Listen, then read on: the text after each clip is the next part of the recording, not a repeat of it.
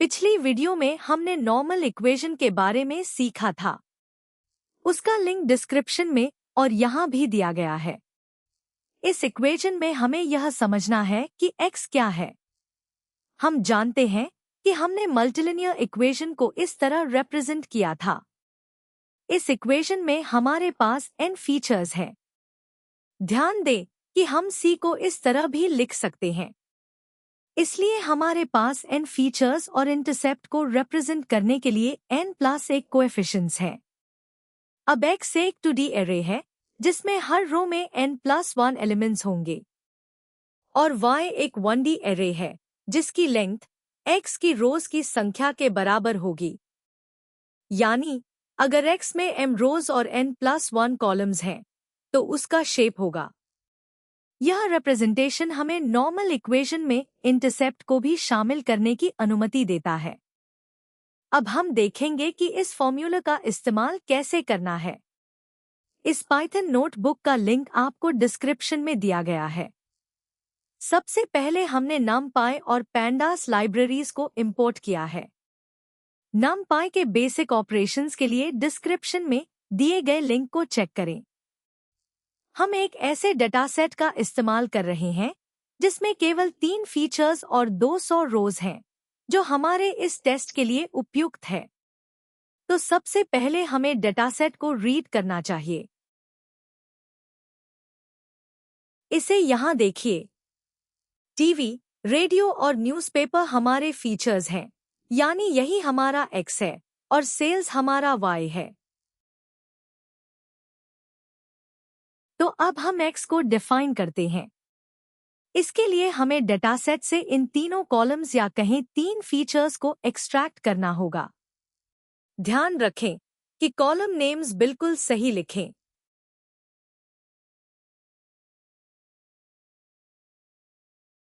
तो यह हमारा x है।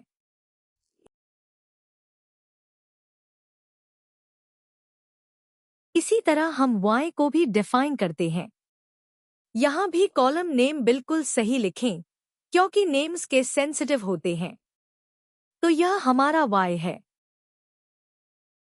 याद रखें, हमारे x में एक और कॉलम होना चाहिए ताकि इंटरसेप्ट या c के लिए जगह बनाई जा सके। तो यहाँ हम वेरिएबल os को डिफाइन करते हैं।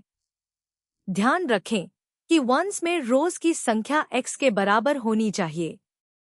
हम शेप प्रॉपर्टी का इस्तेमाल करके रोज की संख्या पता कर सकते हैं। अब OS में वैल्यूज तो आ गई हैं, लेकिन अभी इसमें 200 कॉलम्स हैं, जबकि हमें 200 रोज चाहिए। इसलिए हम रीशेप फंक्शन का इस्तेमाल करके कॉलम्स को रोज में बदल देते हैं। अब चेक करें, इसमें 200 रोज हैं। अब हमारा नया x ऐसा होना चाहिए जिसमें x और OS दोनों शामिल हों। इन दोनों को जोड़ने के लिए हम numpy के hstack फंक्शन का इस्तेमाल कर रहे हैं। अब चेक करें, newx वेरिएबल में x और OS दोनों मौजूद हैं। याद रखें कि hstack में आर्ग्यूमेंट्स का ऑर्डर महत्वपूर्ण होता है। अगर आर्ग्यूमेंट्स को आपस में स्वैप कर दें तो अरेज का ऑर्डर भी बदल जाएगा। हालांकि इससे हमारा फाइनल सॉल्यूशन प्रभावित नहीं होगा। इंटरसेप्ट की वैल्यू नहीं बदलेगी, लेकिन उसकी पोजीशन बदल जाएगी।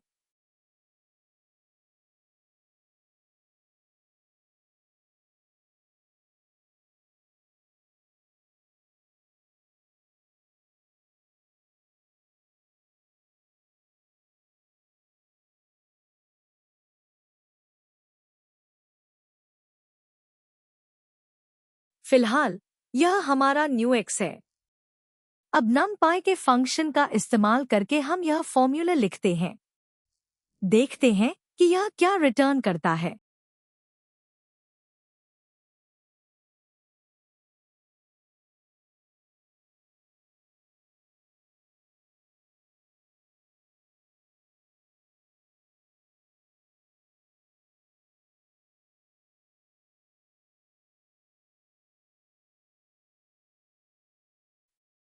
यह हमें तीनों फीचर्स टीवी, रेडियो और न्यूज़पेपर के कोएफिशिएंट्स क्रमशः रिटर्न करता है। और चौथा कॉलम सी या इंटरसेप्ट की वैल्यू देता है। ध्यान दें, अगर हमारे पास यह अरे होता तो रिजल्ट इस तरह होता।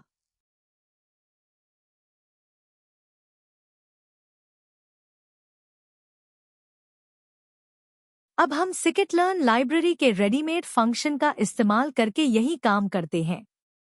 सबसे पहले हम लिनियर रिग्रेशन मॉडल को इंपोर्ट करते हैं।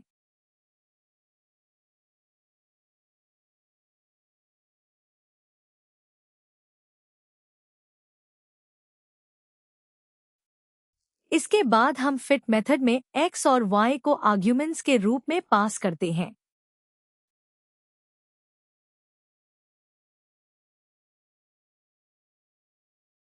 अब हम कोएफिशिएंट्स और इंटरसेप्ट को प्रिंट करते हैं।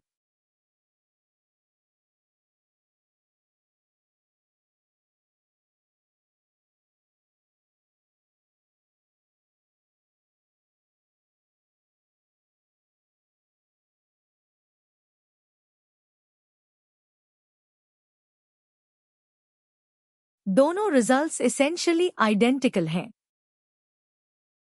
अगले वीडियो में हम scikit-learn लिनियर रिग्रेशन को डिटेल में समझेंगे।